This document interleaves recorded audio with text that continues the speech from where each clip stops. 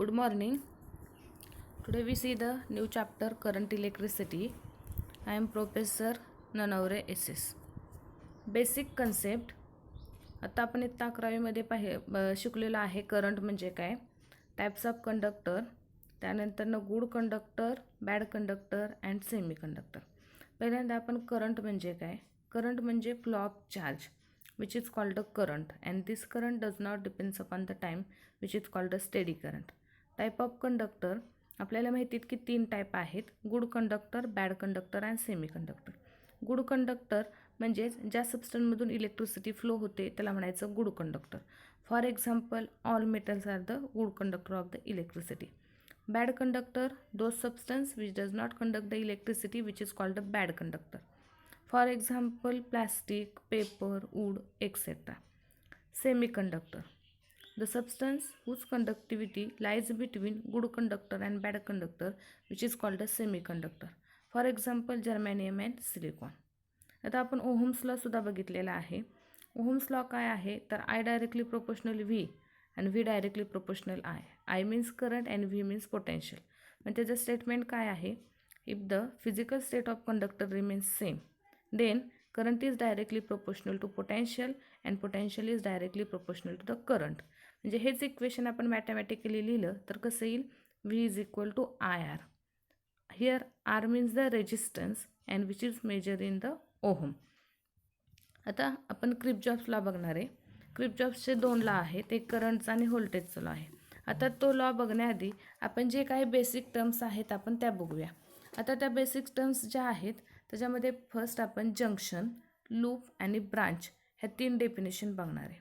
आता जंक्शन म्हणजे काय, junction is any point in a electrical circuit where the 2 or more conductors join together. Then we see the loop, any close conducting path in a electrical network is called as the loop, त्यालाच mesh असं म्हणतात. Branch, branch is any part of the network that lies between the 2 junction. आता आपण जर ही diagram बघितली तर ह्या डायग्राममध्ये 2 or more conductor join together point A and point B means here the 2 junction A and B. Then this closed loop means this closed electrical circuit which is called the loop, and these are the 3 possible path, first one, second and third is the from A to B. These 3 are the branches.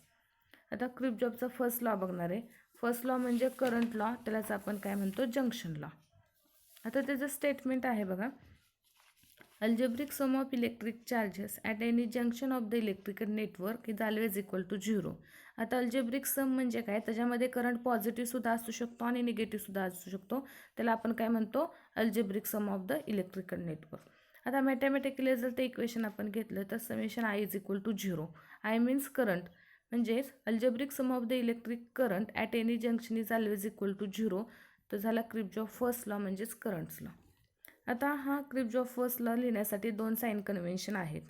एक आहेत पहिलं, current flowing towards the junction is positive, म्हणजे आपण एखादा point junction जर consider केला आणि तिथं काय होणार आहे, करंट टुवर्ड्स द जंक्शन असेल तर तो असणार आहे पॉझिटिव्ह आणि अवे फ्रॉम द जंक्शन असेल तर काय असणार आहे, निगेटिव्ह असणार आहे. We see this diagram. आता ह्या डायग्राममध्ये बघा आपण एकूण 6 कंडक्टर कन्सिडर केलेत आणि P हा जंक्शन कन्सिडर केलेला आहे. तिथे काय होतात, current towards and away from the currents आपण बघितलेले आहेत. आता त्याच्यामध्ये आपण जर साइन कन्व्हेन्शन वापरून हा लॉ लिहायचा झाला तर तो कसा लिहिणार आहे बघा, I1, I3 आणि I4 हे काय आहे टुवर्ड्स द जंक्शन म्हणजे P या पॉईंटपाशी आहेत आणि रिमेनिंग जे राहिलेले आहेत ते कोणते I3, I5 आणि I6 हे काय आहेत अवे फ्रॉम द जंक्शन आहे, म्हणजे त्यांचे साइन कन्व्हेन्शन लिहित असताना त्यांना निगेटिव्ह साइन येणार. आता हे साइन कन्व्हेन्शन वापरून जर हा लॉ लिहायचा असेल तर तो आपण कसं लिहिणार आहे, आपण ह्या सिक्वेन्सने जाऊया. फर्स्ट आपण I1चा विचार करूया. आता I1 हा टुवर्ड्स द जंक्शन आहे म्हणजे I1ला साइन येणार आहे plus, here we write the plus I1. I2 consider केलं तर which is away from the junction means minus I2. I3 towards the junction म्हणजे plus I3. I4 towards the junction plus I4 and I5 आणि I6 away from the junction म्हणजे त्यांना negative sign येणार which is equal to 0. आता हाच law जर आपण towards junction J point आहेत आणि which is equal to away from junction लिहिलं तर ते इक्वेशन कसं येणार आहे बघा. आता इथं बघा इक्वेशन आपण कन्सिडर करूया. First I1, I3 plus I4 हे जे कन्सिडर केलेले आहे टुवर्ड्स द जंक्शन आहे आणि रिमेनिंग जे लिहिलेलं आहे ते अवे फ्रॉम जंक्शन. म्हणजे हाच लॉ आपण अजून पुन्हा एकदा असं स्टेट करू शकतो की the total current flowing towards the junction is equal to total current flowing away from the junction. म्हणजे I1 I3 I4 हे टुवर्ड्स द जंक्शन आहेत म्हणून ते काय म्हणलं आपण total current flowing towards the junction which is total current away from the junction. आता ह्याच्यावरचं जर आपण एक्झाम्पल बघितलं तर बघा हा एक एक्झाम्पल दिलेला आहे त्या लॉवरती. ह्याच्यावरती आपण करंटची व्हॅल्यू फाइंड करायची. आता हे एक्झाम्पल देताना फर्स्ट आपण ऑब्झर्व काय करणार आहे साइन कन्व्हेन्शनचा विचार करणार आहे. आता साइन कन्व्हेन्शनचा विचार करत असताना टुवर्ड्स द जंक्शन करंट कोणते आहेत आणि अवे फ्रॉम द करंट कोणते आहेत हे ऑब्झर्व करायचं. आता जर टुवर्ड द जंक्शन असेल तर त्याला आपण पॉझिटिव्ह साईन देणार आहे आणि अवे फ्रॉम जंक्शन असेल तर त्याला निगेटिव्ह साईन देणार आहे. आता इथं ऑब्झर्व करा टुवर्ड्स कोणकोणते आहेत तर 3 अँपियर 6 अँपियर आणि 5 अँपियर हे काय आहे टुवर्ड्स द जंक्शन आहे. 4 अँपियर आणि करंट हे जर कन्सिडर केलं तर ते अवे फ्रॉम आहेत म्हणून त्यांना आपण मायनस साईन देणार. आता हेच जर इक्वेशन आपण लिहायचं झालं तर आपण कसं लिहिणार आहे बघा टुवर्ड्स द 5 आहे म्हणून 5 + 6 + 3 -I -4 which is equal to 0. इथं मायनस आय कसं आलं तर हा current away from the junction आहे म्हणून इथं आपण मायनस साईन घेतलेला आहे. त्यानंतर 4 अँपियर हे काय आहे अवे फ्रॉम द जंक्शन आहे म्हणून -4 equal to 0. 5 + 6 + 3 which is equal to 14 -I -4 which is equal to 0. आता 14 - 4 म्हणजे 10 म्हणजे आपली करंटची व्हॅल्यू किती झाली 10 अँपियर एवढी आपली ही करंटची व्हॅल्यू झाली. म्हणजे आपण जे किर्चॉफ्स लॉ बघितला algebraic sum of the current is always equal to 0 तोच आपण ह्या एक्झाम्पलवरती अप्लाय केलेला आहे. हा आपण बघितलेला आहे. त्यानंतर आता बघा दुसरं एक एक्झाम्पल बघायचं झालं तर आता ही डायग्राम दिसते ही बघितली तर आपल्याला कॉम्प्लिकेटेड वाटते पण ही आपल्या लॉप्रमाणे जर ही डायग्राम आपण ड्रॉ केली तर हे एक्झाम्पल सॉल्व करायला सोपं आहे. बघा आता इथं 2 जंक्शन कन्सिडर केलेत. हा करंट टुवर्ड्स 2 अँपियर आणि 3 अँपियर हे टुवर्ड्स द जंक्शन आहे. 7 टुवर्ड्स द जंक्शन आहे. 8 आणि I हा अवे फ्रॉम द जंक्शन आहे. आता हेच डायग्राम आपण खाली ड्रॉ करूया एकत्र करून एकच जंक्शन कन्सिडर करूया 2 अँपियर 3 अँपियर इथं आपण कन्सिडर केले 7 अँपियर 8 अँपियर आणि I. आता ह्याच्यामध्ये जर आपण ऑब्झर्व केलं टुवर्ड्स द जंक्शन कोणकोणते आहेत तर 2 आहे 3 आणि 7 हे टुवर्ड्स द जंक्शन आहे म्हणजे ह्यांचं साईन येणार आहे पॉझिटिव्ह. 8 आणि I हे मायनस आहेत म्हणजे हे मायनस येणार विच इज इक्वल टू 0 येणार. मग इथं जर आपण सम केली 2 + 3 + 7 -8 - I which is equal to 0. आता यांची सम केली तर 12 - 8 which is equal to I. 12 - 8 means 4 means here we find the value of I is equal to 4 ampere. म्हणजे आपण एक्झाम्पल सॉल्व करत असताना टुवर्ड्स द कोणते आहेत आणि अवे फ्रॉम कोणते आहेत त्याप्रमाणे पॉझिटिव्ह आणि मायनस साईन देणार आहे आणि त्याप्रमाणे आपण करंटची व्हॅल्यू काय करणार आहे फाइंड करणार आहे. हा झाला आपण किर्चॉफ पहिला लॉ बघितला. बघा आपण किर्चॉफ पहिला लॉ का कोणता बघितला आहे की summation I is equal to 0 म्हणजे त्या सर्किटमधून फ्लो होणारा टोटल करंट कसा असतो 0 असतो. म्हणजे तो आपण काय बघितला फर्स्ट लॉ बघितला त्यालाच आपण करंट लॉ किंवा जंक्शन लॉ बघतो. आता आपण सेकंड काय म्हणणार आहे किर्चॉफ्स सेकंड लॉ. आता किर्चॉफचा जो सेकंड लॉ आहे त्याला काय म्हणायचं व्होल्टेज लॉ किंवा लूप लॉ म्हणणार आहे. आता व्होल्टेज लॉ आणि लूप लॉ हा जो आहे आपला सेकंड त्याला आपण काय म्हणणार आहे बघा त्याचं स्टेटमेंट बघा the algebraic sum of potential difference and electromotive force is close loop is 0. म्हणजेच समेशन मॅथमॅटिकल हे इक्वेशन बघितलं तर summation IR + summation E which is equal to 0. आता समेशन IR म्हणजेच पोटेन्शियल कशानुसार आपण म्हणलं we know the Ohm's law V is equal to IR. It is a product of current and resistance means potential and electromotive force means EMF. आता त्याचं sign convention 2 आहेत बघा. आता ते 2 साइन कन्व्हेन्शन कोणतं आहे पहिलं sign convention if the direction of the tracing the circuit is same that of the conventional current then the potential difference across the resistance is negative otherwise it is positive. म्हणजे circuit आपण draw करण्याची direction ही conventional करंटच्या डायरेक्शनने असेल तर आपण potential difference म्हणजेच काय V is equal to IR IRची व्हॅल्यू काय घेतो निगेटिव्ह घेतो अदरवाईज इट इज काय असते पॉझिटिव्ह असते. हा झाला पोटेन्शियलसाठी साइन कन्व्हेन्शन. आता सेकंड साइन कन्व्हेन्शन आहे ते EMFसाठी आहे. The EMF is positive if you transfer from the negative terminal to positive terminal inside the cell and the EMF is negative if you transfer from the positive to negative terminal of the sale.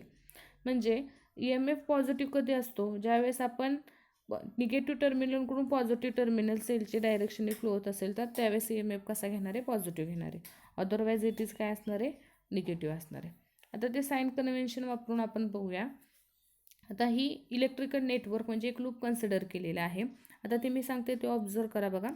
First आपण loop consider करूया ABFGA and second loop BFDCB. ह्या दोन loop consider केल्या आहेत. त्याचे आपण direction of current clockwise आणि anti clockwise इथं दाखवलेले आहे. आता इथं काय केलेत, 5 रेजिस्टन्स कन्सिडर केलेत आणि इथं 2 सेल कन्सिडर केलेत. त्यांचा EMF आहे E1 आणि E2.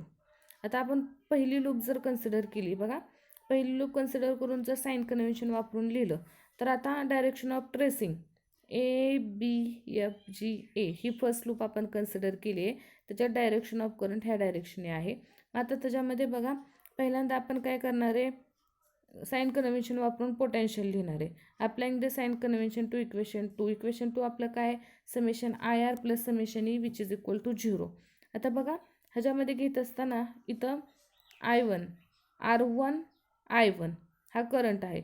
आता कन्व्हेन्शन करंटची डायरेक्शन आपली काय ही आहे. मग आता पहिल्यांदा आपण व्हॅल्यू घेत असताना कोणती घेणार आहे बघा, I1 R1.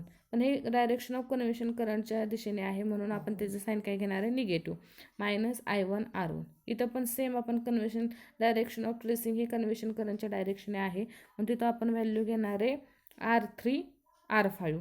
त्यानंतर minus I1 R3 plus EMF हा काय होतो आपला, निगेटिव्ह टू पॉझिटिव्ह होतो म्हणजेच EMF कसा असणार आहे, positive plus E1 which is equal to 0. हे आपण पहिलं इक्वेशन लिहिलेलं आहे. आता दुसरं इक्वेशन बघत, हेच इक्वेशन जर रिअरेंज केलं तर ते कसं येणार आहे, E1 which is equal to I1 R1 plus R3 R5 plus I1 R3. आता आपण सेकंड लूप कन्सिडर करूया बघा. आता सेकंड लूप BFDCB म्हणजेच आपण कोणती लूप कन्सिडर करतोय बघा, सेकंड लूप जी आहे कोणती आहे, BFDCB. आता ही सेकंड लूप कन्सिडर केले. ह्यासाठी साइन कन्व्हेन्शन लिहायचं तर पहिल्यांदा इथला पोटेन्शियल डिफरन्स लिहावा लागेल, त्यानंतरनं FD थ्रूमधला पोटेन्शियल डिफरन्स लिहावा लागेल. तर ते जर आपण इक्वेशन लिहिलं तर ते इक्वेशन आपलं कसं येणार आहे बघा, minus I2 R2 minus I3 R5 minus I2 R4 plus E2 which is equal to 0. म्हणजे बघा आता हे आपण इक्वेशन कसं लिहिणार आहे ते ऑब्झर्व करूया. बघा आता आपण जर डायग्रॅम पाहिली इलेक्ट्रिकल नेटवर्कची तर त्या डायग्रॅममध्ये ह्यानुसार आपण लिहिणार आहे. आता इथून सुरुवात झाली आहे C पॉईंटपासून. आता तिथं साइन कन्व्हेन्शन वापरून पोटेन्शियल लिहायचं तर मायनस I2 R2 का, तर ट्रेसिंगची डायरेक्शन कन्व्हेन्शनल करंटच्या डायरेक्शन आहे म्हणून निगेटिव्ह साईन घेतलं. त्यानंतर B पासून A पर्यंत आलं तर minus I3 R5 then minus R2 R5 I2 R4.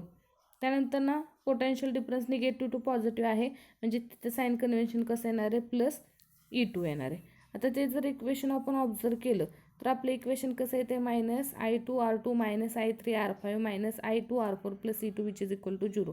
हेच इक्वेशन आपण E2 इज इक्वल टू लिहिलं तर काय येणार आहे, I2 R2 plus I3 R5 plus I2 R4 येणार आहे.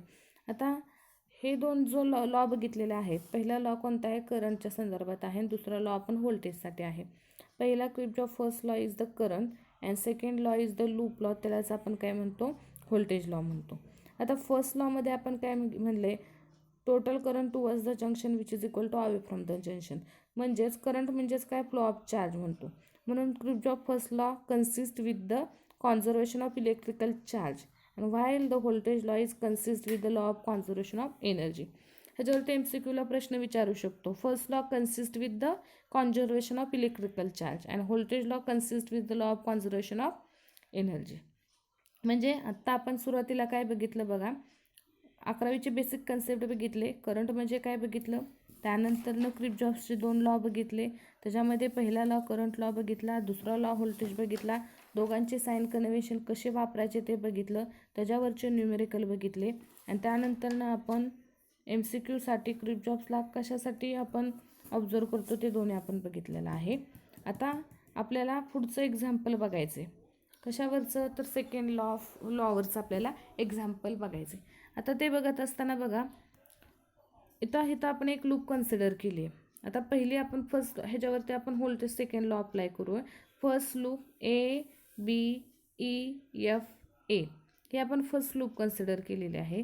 ह्या फर्स्ट लूपमध्ये जर आपण साइन कन्व्हेन्शन वापरून इक्वेशन लिहायचं असेल तर इथे काय येणार 1 × I1 प्लस आता इकडून आलेला वरून ए पासून आलेला करंट कोणता आहे तर I1 आहे आणि सेकंड सेलपासून आलेला करंट आहे I2. बी ह्या पॉईंटमध्ये गेल्यानंतर तो करंट डिवाइड झाला आणि बी पासून ईपर्यंत गेलेला कोणता आहे I3 आहे.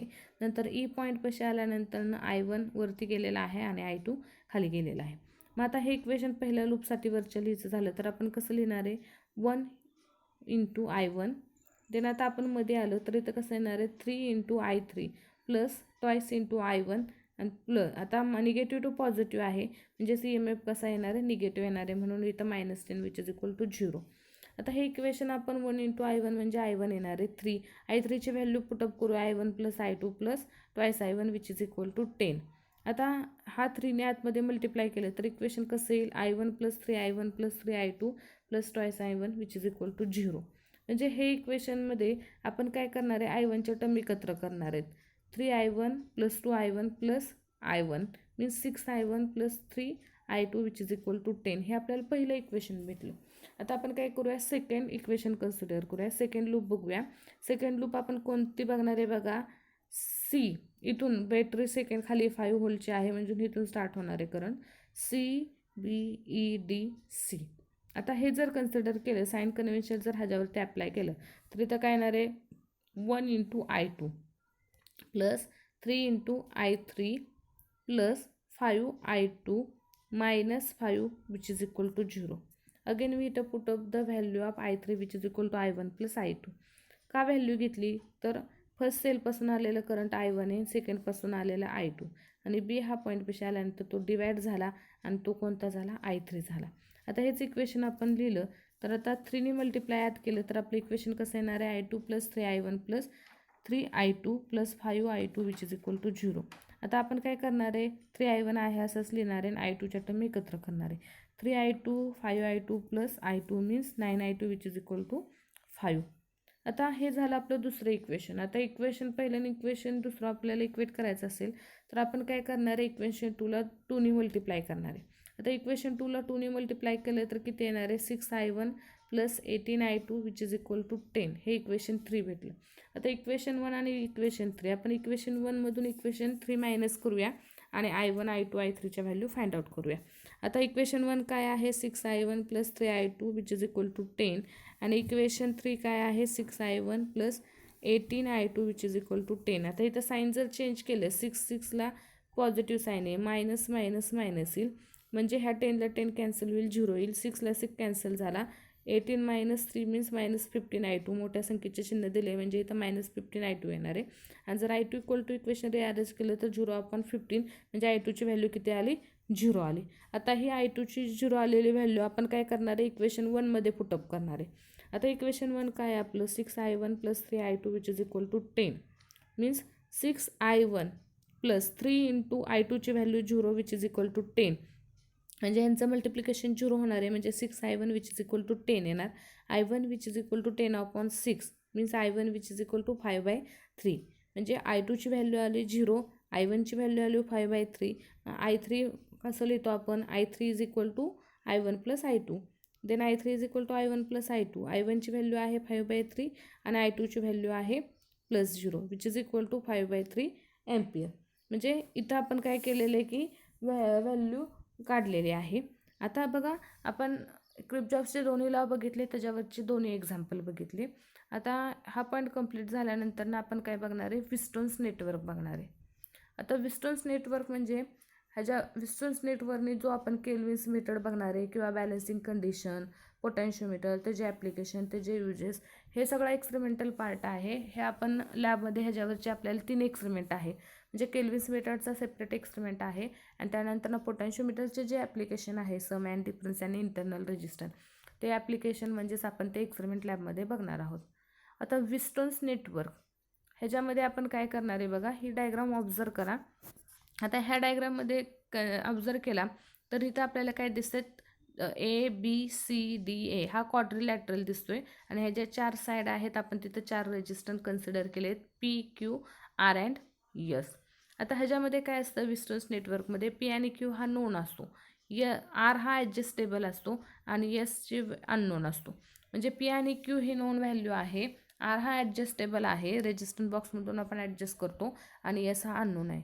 म्हणजेच तिघांच्या व्हॅल्यू माहीत असतील तर आपण एसची व्हॅल्यू कॅल्क्युलेट करू शकतो. आता विस्टन्स नेटवर्क आहे, ज्या साह्याने आपण काय करतो, to find the resistance of the galvanometer. आता ही डायग्रामचं कन्स्ट्रक्शन बघा. First we consider the quadrilateral ABCDA. Here we consider the four side and we connect the here four resistance PQRS. आता आपण काय केलंय, cell of EMF E and key which is connected series across the point A and C. When key is closed, then current flowing through the circuit I1. At point A, current is divided, then I1 is flowing through the P and I2 is flowing through the S. At point B, current again divided into two parts. IG is the current of the galvanometer. G is the internal resistance of the galvanometer. आता बी ह्या पॉईंटपाशी आल्यानंतर Q मधला current कोणता आहे, I1 minus I जी. का तर बी हा इकडून आलेला करंट I1 आणि गॅलॉनोमीटरचा करंट IG, म्हणजेच I1 मायनस आय जी. हा क्यूचा करंट झाला. सी ह्या पॉईंटमध्ये आल्यानंतर डी हा पॉईंटपासून आलेला I2 आणि रेजिस्टन्स I1, म्हणजे आरचा करंट काय झाला, I2 प्लस आय जी हा करंट झाला. आता त्यानंतर बघा, आता आपण कन्स्ट्रक्शन बघितलेलं आहे. आता आपण काय करणार आहे, लूप कन्सिडर करणार आहे. आता current flowing through the Q आणि आर आपण कन्सिडर केलेला आहे, म्हणजेच I is equal to I1 plus R2 येणार आहे. आता बघा, आपण काय करणार आहे, डायग्राम बघणार आहे. डायग्राम जी आपण कन्सिडर केलेली आहे ती डायग्राम पुन्हा एकदा बघूया. आता डायग्राम जी बघतोय त्यामध्ये बघा, आता बघा हे डायग्राममध्ये दोन लूप कन्सिडर करूया. आता ह्या दोन लूप कोणत्या आहेत, पहिली लूप जर आपण कन्सिडर केली तर ती कोणती आहे, ABDA. हे फर्स्ट लूप आहे, म्हणजेच ABDA ही फर्स्ट लूप आहे. आणि सेकंड लूप जर आपण कन्सिडर केली तर ती कोणती आहे, BCDB ही सेकंड लूप आहे.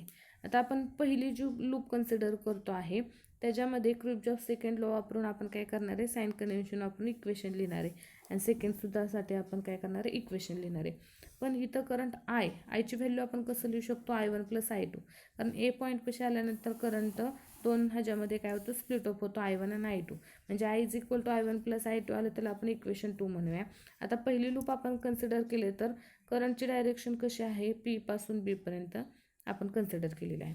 मग बघा, आता पहिल्या ह्याच्यासाठी जर आपल्याला इक्वेशन इथं साइन कन्व्हेन्शन वापरून लिहायचं असेल तर पहिलं इक्वेशन ही डायरेक्शन ऑफ ट्रेसिंगच्या दिशेने कन्व्हेन्शनल करंट आहे, म्हणजे तिथं साइन येणार मायनस. म्हणजेच आपण इक्वेशन कसं लिहिणार आहे, पोटेन्शियल लिहित असताना इथला रेजिस्टन्स आहे P, म्हणजे मायनस I1 P येणार. त्यानंतरनं बी ह्या पॉईंटपाशी आल्यानंतरनं B to D आपल्याला जायचं. पण ही डायरेक्शन कशी आहे, कन्व्हेन्शनल करंटच्या दिशेने आहे, म्हणजेच इथं आपण लिहिताना पोटेन्शियल कसं लिहिणार आहे, निगेटिव्ह लिहिणार आहे. म्हणजेच इथला करंट कोणता आहे, IG आहे, आणि रेजिस्टन्स कोणता आहे, G आहे. म्हणजेच कसं येणार, मायनस IG G येणार. आणि प्लस डी ह्या पॉईंटपाशी आल्यानंतरनं हे जे डायरेक्शन कन्व्हेन्शनल करंटच्या अपोजिट डायरेक्शनने आहे, म्हणजेच तिथं पोटेन्शियल आपण कसं घेणार आहे, पॉझिटिव्ह घेणार आहे. मग तिथला करंट आहे I2 आणि रेजिस्टन्स आहे S which is equal to 0. मग पुन्हा एकदा बघा आपण कसं लिहिणार आहे. पहिल्यांदा आपण ए पासून बी पर्यंत जाणार आहे, बी पासून डी पर्यंत आणि डी पासून ए पर्यंत येणार आहे. म्हणजेच आपल्याला 3 पोटेन्शियल डिफरन्स लिहायचे आहेत. आता ते लिहित असताना कसं लिहिणार आहे, पुन्हा एकदा बघा. आता ए पासून बी जाताना आणि बी पासून डी पर्यंत जाताना हे ॲरोची डायरेक्शन बघा, कन्व्हेन्शनल करंटच्या डायरेक्शननी सेम आहे, म्हणजे तिथला आपण पोटेन्शियल डिफरन्स हा निगेटिव्ह घेणार आहे. आता डी पासून ए पर्यंत घेतला तर इथं करंटची डायरेक्शन कशी अपोजिट आहे, म्हणून आपण तिथं पोटेन्शियल डिफरन्स कसा घेतो, पॉझिटिव्ह घेतो. म्हणजेच ते इक्वेशन आपण लिहित असताना कसं लिहिणार आहे बघा, minus I1 P minus IG G plus I2 S which is equal to 0. हे आपलं दुसरं इक्वेशन आलं. आता आपण पुढची लूप जर कन्सिडर केली, ती लूप कोणती आहे तर BCDB ही सेकंड लूप आहे. आता ही सेकंड लूप लिहित असताना क्यू ह्या ब्रांचमधला करंट कोणता आहे, I1 मायनस G, आणि आर पासला करंट काय, I2 प्लस IG आहे. आता बघा, आपण बी पासून सी पर्यंत जाणार आहे. ही डायरेक्शन ऑफ ट्रेसिंग आणि कन्व्हेन्शनल करंटची डायरेक्शन सेम आहे, म्हणजेच तिथला पोटेन्शियल डिफरन्स हा निगेटिव्ह असणार आहे. आता तिथला करंट आहे, आपण ब्रॅकेटमध्ये लिहूया, मायनस I1 मायनस IG, आणि रेजिस्टन्स कोणता आहे, क्यू आहे. आता सी पासून डी पर्यंत जाताना कन्व्हेन्शनल करंटची डायरेक्शन ही अपोजिट आहे ट्रेसिंगच्या, त्यामुळे आपल्याला तिथं पोटेन्शियल डिफरन्स कसा घेणार आहे, पॉझिटिव्ह घेणार आहे. मग तिथला करंट ब्रॅकेटमध्ये लिहूया I2 + IG इंटू रेजिस्टन्स काय आहे त्याचा R आहे. पुन्हा डी पासून बी पर्यंत जाताना again here the direction of current is opposite to the tracing, then here potential difference is positive. मग आता इथलं घेत असताना डी पॉईंटपासून घेत असताना तिथला करंट आहे IG आणि रेजिस्टन्स काय आहे जी आहे, म्हणजे प्लस साईन आलं विच इज इक्वल टू 0. हे झालं इक्वेशन 3. आता हे जे आपण इक्वेशन बघितलेले आहेत ते इक्वेशन बघा.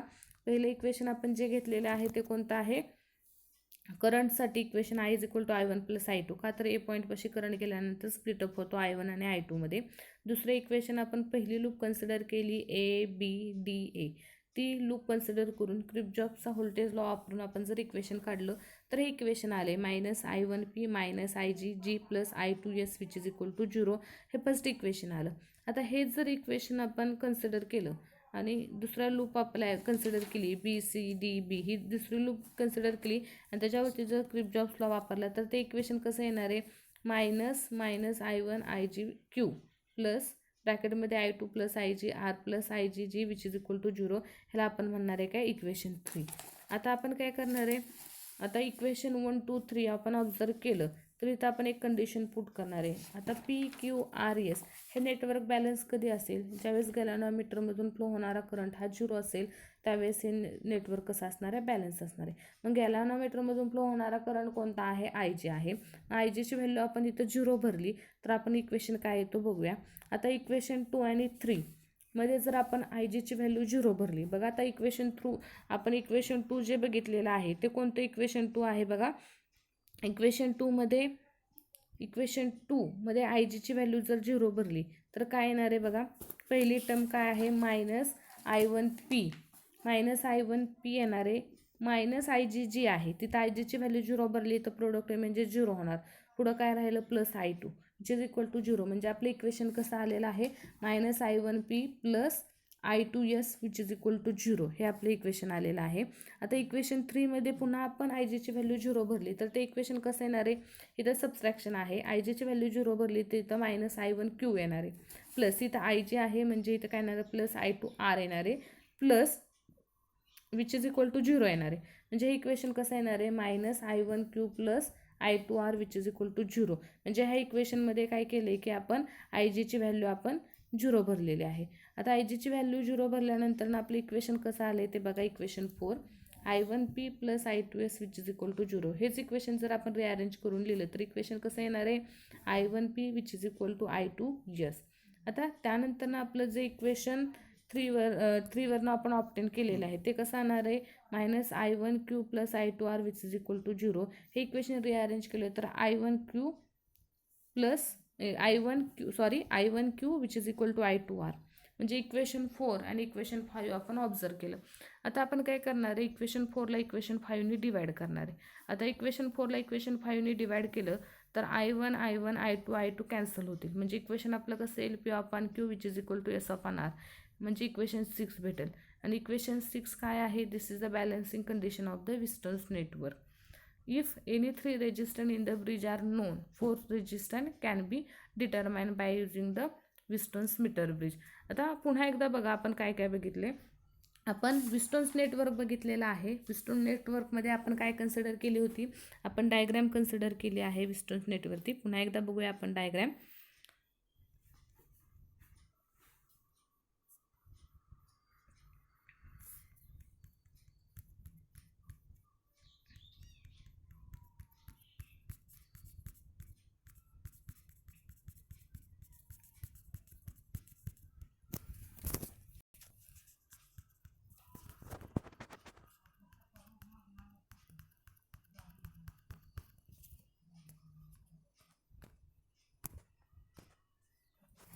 बघा विस्टोन नेटवर्कची जी डायग्राम आहे ती आपण काय केलं, क्वाड्रिलॅटरल ABCDA कन्सिडर केलं आहे. त्याच्यामध्ये 4 रेजिस्टन्स कनेक्ट केले होते.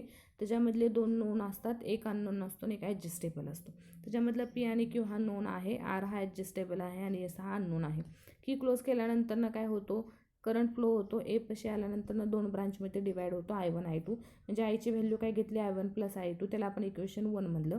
त्यानंतर आपण 2 लूप कन्सिडर करणार आहे. पहिली ABDA ही फर्स्ट लूप कन्सिडर केली आणि सेकंड लूप आपण कोणती कन्सिडर करतो BCDA ही सेकंड लूप कन्सिडर केली. आता फर्स्ट लूप कन्सिडर केल्यानंतर तिथं व्होल्टेजचं साइन कन्व्हेन्शन वापरलं तर काय होणार आहे, direction of current is same that of the conventional current. Then EMF is काय येणार आहे आपला, EMF आपला जो कन्सिडर करतो तो काय होतो, निगेटिव्ह येतो. पोटेन्शियल डिफरन्स आहे तो निगेटिव्ह येतो. मग आपण 2 इक्वेशन काढले, इक्वेशन 3 आणि 4 काढलं. इक्वेशन 3 आणि 4मध्ये करंट नेटवर्क कधी बॅलन्स होईल, ज्यावेळेस त्यामध्ये गॅल्व्हनोमीटरमधला करंट 0 असेल तर नेटवर्क काय होणार आहे, बॅलन्स होणार आहे. मग करंट व्हॅल्यू 0 भरली इक्वेशन 3 आणि 4मध्ये तर काय होणार आहे, आपली व्हॅल्यू इक्वेशनची बॅलन्स कंडिशनची येणार आहे P/Q which is equal to S/R. And this is the balancing condition of the Wheatstone network. ह्याच्यामध्ये आपल्याला तिघांच्या रेजिस्टन्सच्या व्हॅल्यू माहीत असतील तर एक अननोन रेजिस्टन्स आहे त्याची व्हॅल्यू आपल्याला फाइंड करता येते. बघा आजच्या आपल्या लेक्चरमध्ये आपण करंट म्हणजे काय, types of the conductor, Ohm's law हे 11वीचे पार्ट बघितले आहेत. त्यानंतर आपण किर्चॉफचे 2 लॉ बघितलेत, करंट लॉ, व्होल्टेज लॉ, त्याचे साइन कन्व्हेन्शन आणि त्यावरचे न्यूमेरिकल बघितले. त्यानंतर आपण विस्टन्स नेटवर्क बघितले, त्याची डायग्राम बघितली, कन्स्ट्रक्शन बघितले आणि बॅलन्सिंग कंडिशन ऑब्टेन केली.